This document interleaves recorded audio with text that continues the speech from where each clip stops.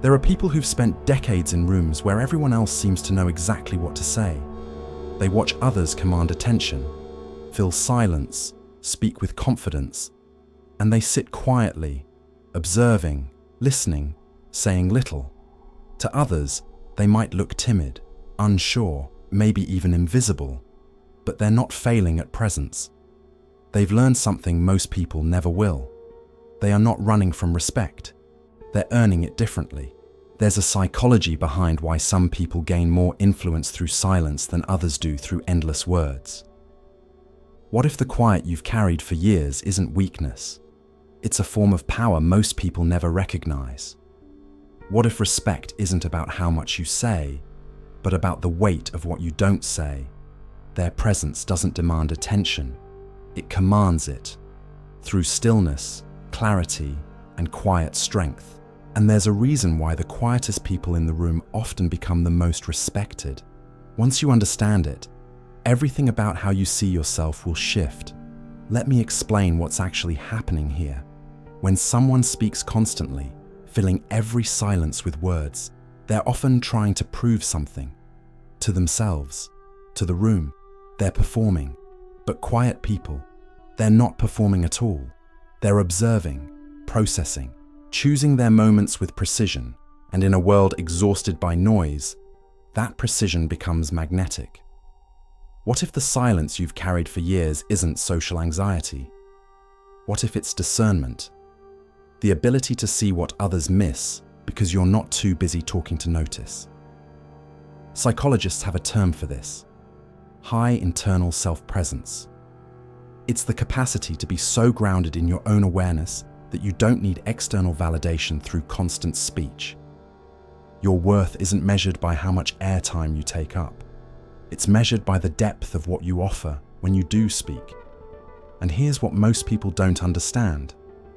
Respect isn't given to the loudest voice in the room. It's given to the most trustworthy. And trust is built through consistency, observation, and the rare but powerful moments when you choose to speak. Because when a quiet person finally says something, people listen.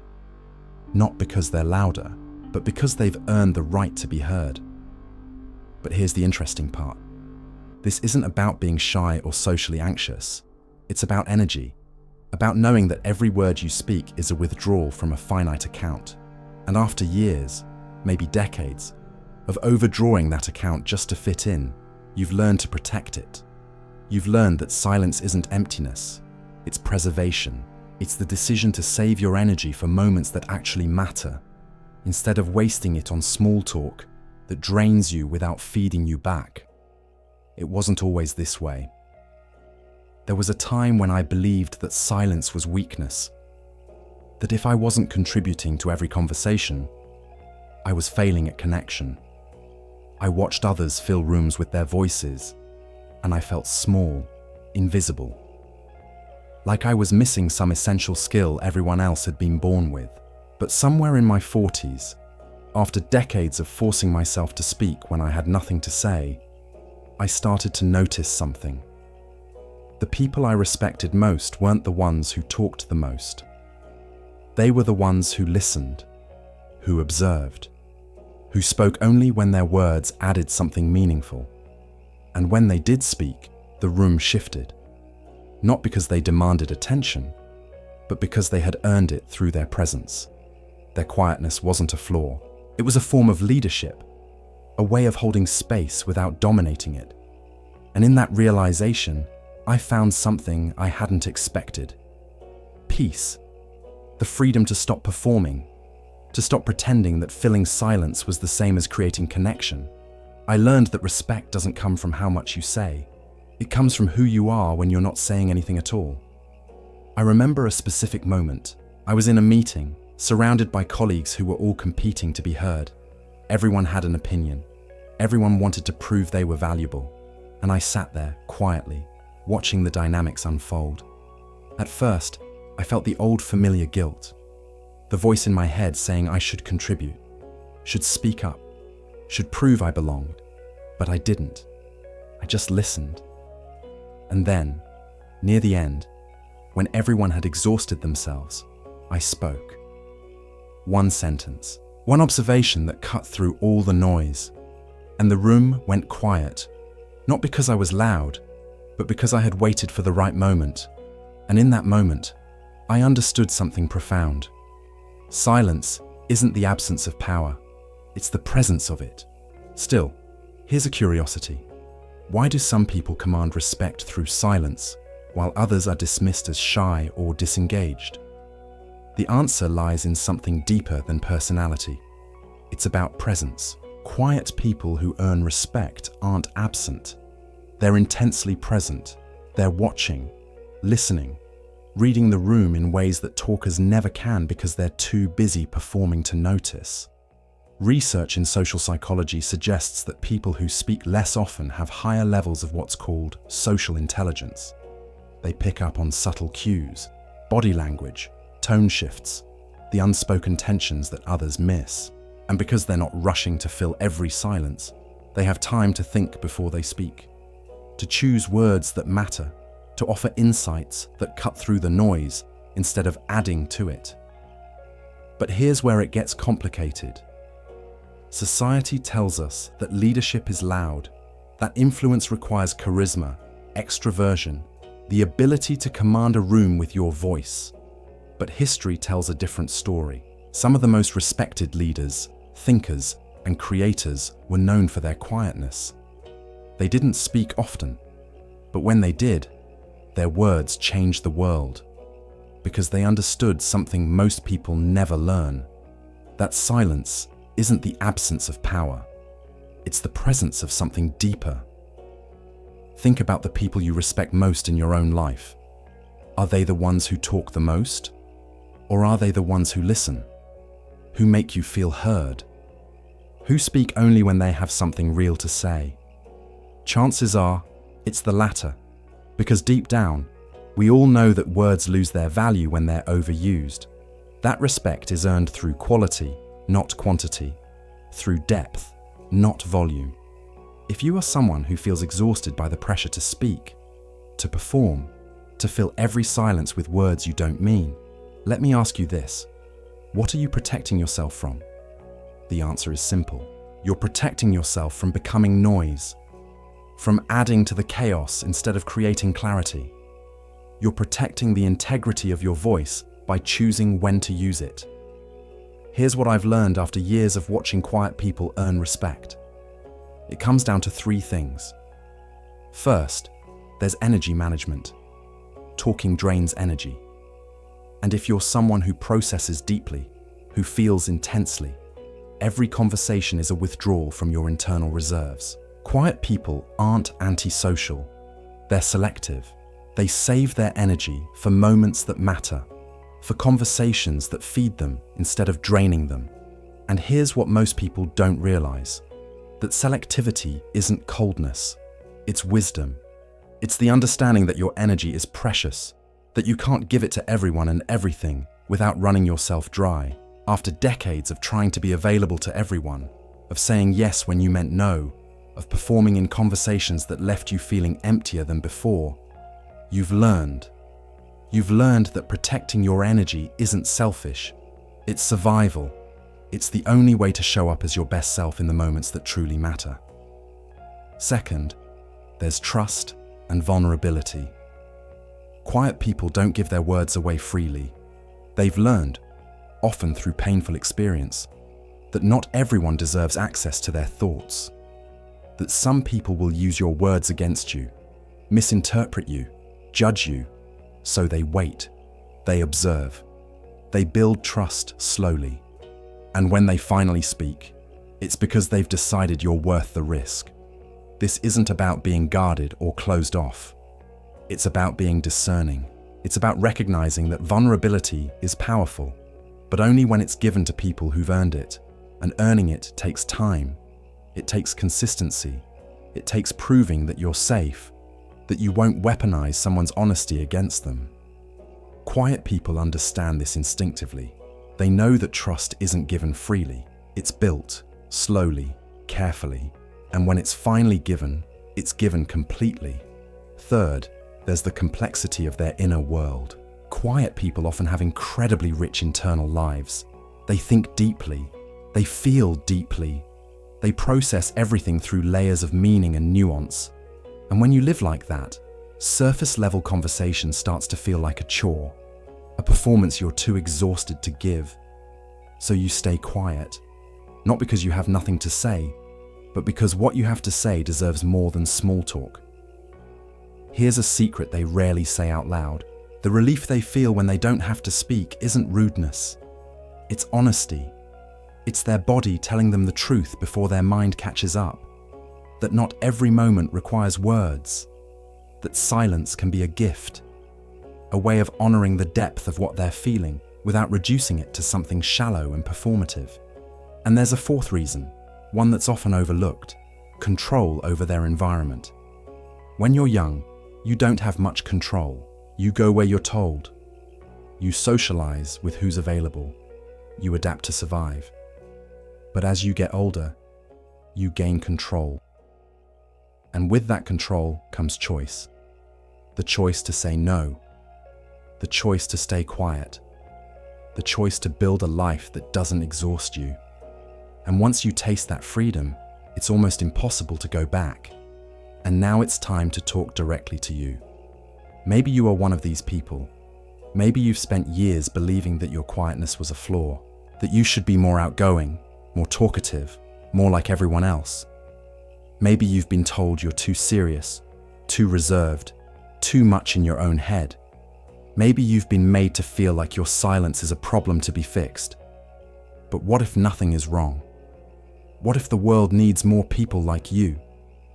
People who think before they speak, who listen before they react, who choose depth over distraction, meaning over noise. What if your quietness isn't a weakness, but a form of wisdom, a way of honoring the complexity of your inner world instead of sacrificing it for the comfort of fitting in? I spent years believing I was broken, that my need for silence meant I was incapable of leadership, that my reluctance to speak meant I had nothing valuable to offer. But I wasn't broken. I was just exhausted from trying to be someone I wasn't. And the moment I stopped trying, the moment I gave myself permission to be quiet, everything shifted, not into invisibility, but into presence, into a kind of respect I had never known before. Because here's the truth. Respect isn't about how much you say. It's about who you are when you're not saying anything at all. It's about the way you hold space, the way you listen, the way you choose your moments with care instead of filling every silence with noise. And when you finally do speak, people listen, not because you're loud, but because you've earned the right to be heard. There is something important still waiting to be said, and it's this: loneliness and solitude are not the same thing. Loneliness is a state of disconnection. It's the feeling that no one sees you, no one understands you, no one values what you have to offer. But solitude is chosen. It's the decision to be with yourself instead of against yourself, to honor your need for quiet instead of apologizing for it. And if you're someone who prefers silence, who feels drained by constant conversation, who finds peace in your own company, you're not lonely. You're practicing solitude. You're choosing depth over distraction, clarity over chaos. And that choice, that quiet act of self-respect, is one of the bravest things you can do. Let's go deeper into the psychology. There are 4 core reasons why quiet people earn respect, and understanding them can help you stop feeling guilty for something that's completely natural. First, there's energy management. Some people are energized by conversation, others are drained by it. And if you're someone who's drained, every interaction is a withdrawal from your energy bank. After years of overdrawing that account, you start to protect it. You start choosing silence. Not because you don't care, but because you can't afford to keep spending energy you don't have. And people respect that. They respect someone who knows their limits and honors them. Second, there's trust and vulnerability. Quiet people don't give their trust away freely. They've been hurt, misunderstood, judged, and they've learned that not everyone deserves access to their inner world. So they wait, they observe, They build trust slowly. And when they finally open up, it's because they've decided you're worth the risk. That selectivity, that carefulness, creates depth, and depth commands respect. Third, there's the complexity of your inner life. The more you read, think, reflect, and grow, the more complex your inner world becomes. And the more complex it becomes, the harder it is to engage in surface-level conversation. You're not being snobby, you're not being difficult, you're just exhausted by small talk, by conversations that go nowhere, by interactions that drain you without feeding you. And people sense that. They sense that when you do speak, it's because you have something real to say. Fourth, there's control over your environment. When you're young, you don't have much control. You go where you're told. You socialize with who's available. You adapt to survive. But as you get older, you gain control. And with that control comes choice. The choice to say no. The choice to stay quiet. The choice to build a life that doesn't exhaust you. And once you taste that freedom, it's almost impossible to go back. At 40, 50, 60, you've earned the right to choose peace over performance, and people respect that. Let me shift for a moment into something more visual, more contemplative. Picture this. You're in a meeting, a dinner party, a family gathering. Everyone is talking, filling the air with words, and you're sitting quietly, observing. To some, you might look disengaged, but you're not. You're reading the room, noticing the dynamics, the tensions, the unspoken truths that everyone else is too busy talking to see. And then, at the right moment, you speak. Not to fill silence, not to prove you're paying attention, but because you have something meaningful to offer. And when you do, the room shifts. People lean in. They listen. Because they've learned that when you speak, it matters. That your silence isn't absence, it's preparation. And your words, when they come, carry weight. Society glorifies extroversion as if introversion is a flaw. It glorifies constant talking as if silence is weakness. But silence has its own form of communication. It says, I'm here, I'm present, I'm listening. And when I speak, it will be because I have something worth saying. That's not weakness, that's power. You are not strange for preferring silence. You are not broken for feeling drained by constant conversation. You are not failing at connection by choosing depth over small talk. You are not missing out on life by honoring your need for quiet.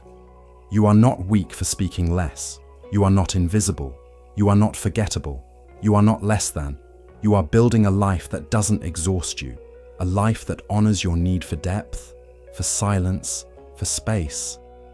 A life that doesn't require you to perform, to prove, to fill every moment with noise. And that life, that quiet, intentional, deeply personal life, is not a consolation prize. It's not what you settle for when you can't be like everyone else. It's what you choose when you finally understand that being like everyone else was never the goal. One day, maybe years from now, you'll look back on this season of your life, the season where you stopped apologizing for your silence, where you chose presence over performance, where you learned that respect isn't earned through volume, but through depth.